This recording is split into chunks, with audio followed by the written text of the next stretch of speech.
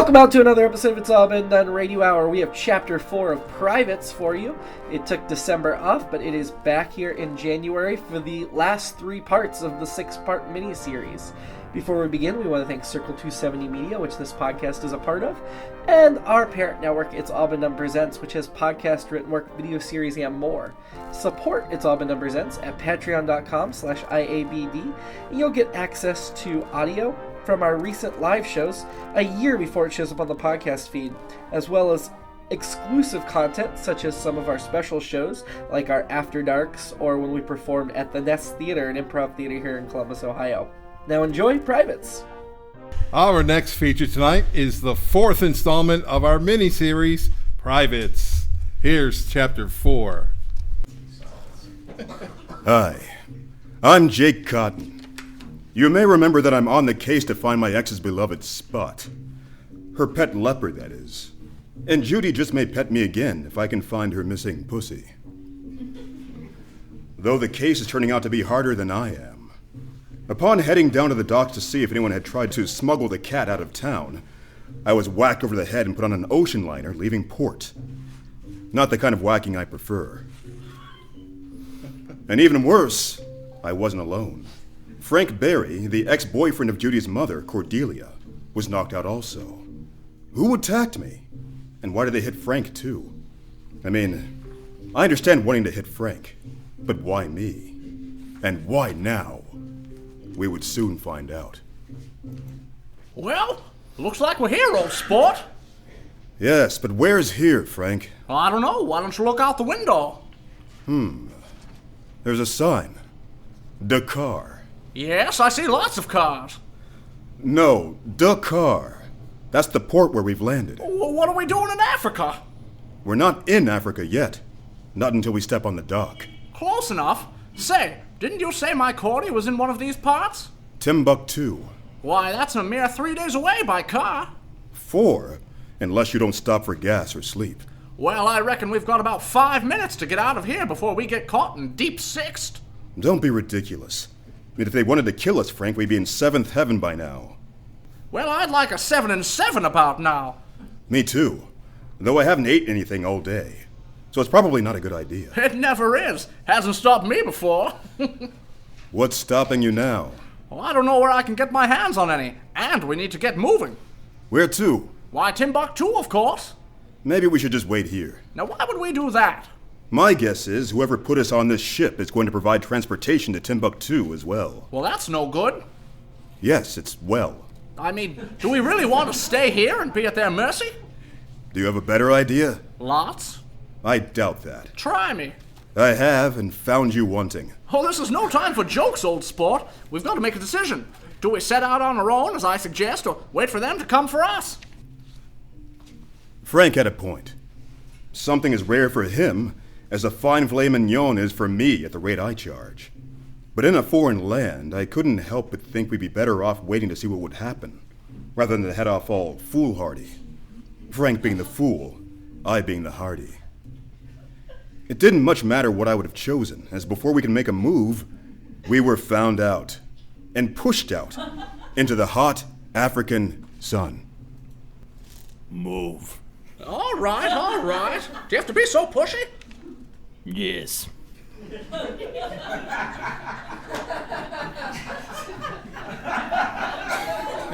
The formidable manservant pushed us good, down the plank and into a car, which took us to a train, which took us to a plane, which took us to another car.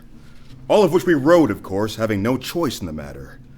And because I was unsure about driver's license reciprocity in this locale, but mostly the no choice thing. A day later, we were where I figured I'd be heading since this case started, and wasn't anxious to get there, in the presence of Dame Cordelia Bench. Cordelia, darling! Frank?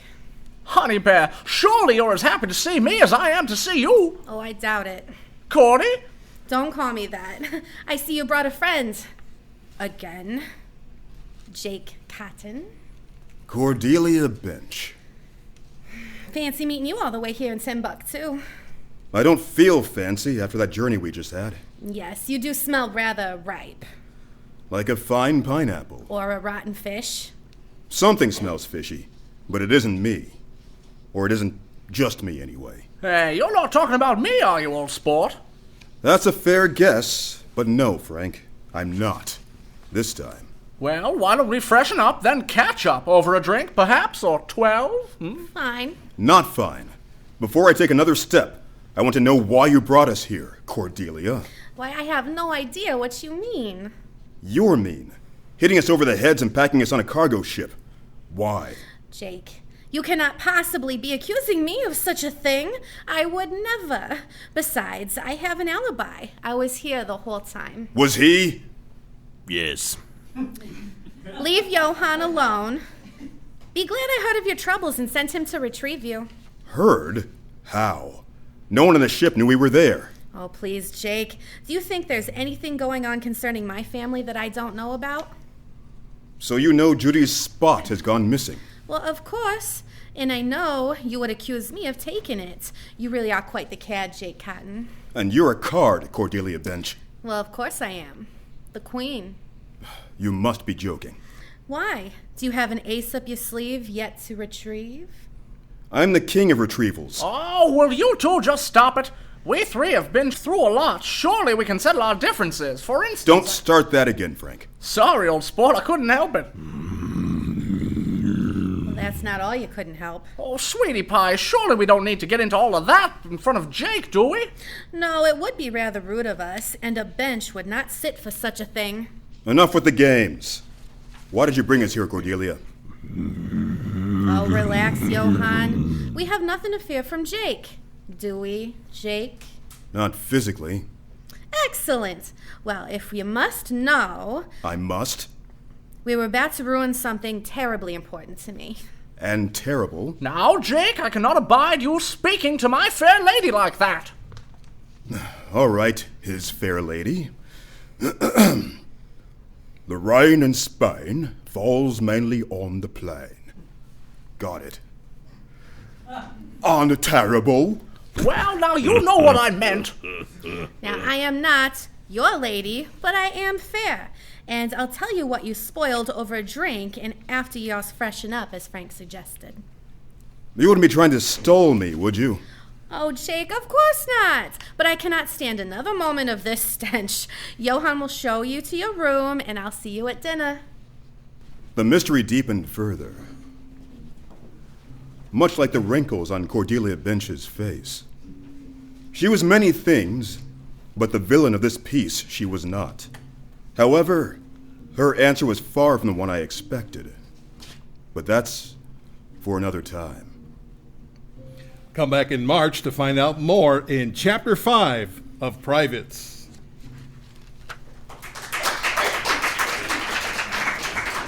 It's all been done radio hour number 213. Privates X Marks the Spot, Chapter 4. Starred Keith Jackson as Jake Cotton, Shane Stefanchik as Frank Barry, Dan Condo as Johan, and Samantha Stark as Cordelia Bench.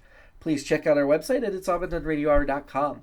This episode was written by Jerome Wetzel and directed by Kristin Green, who composed the Privates music.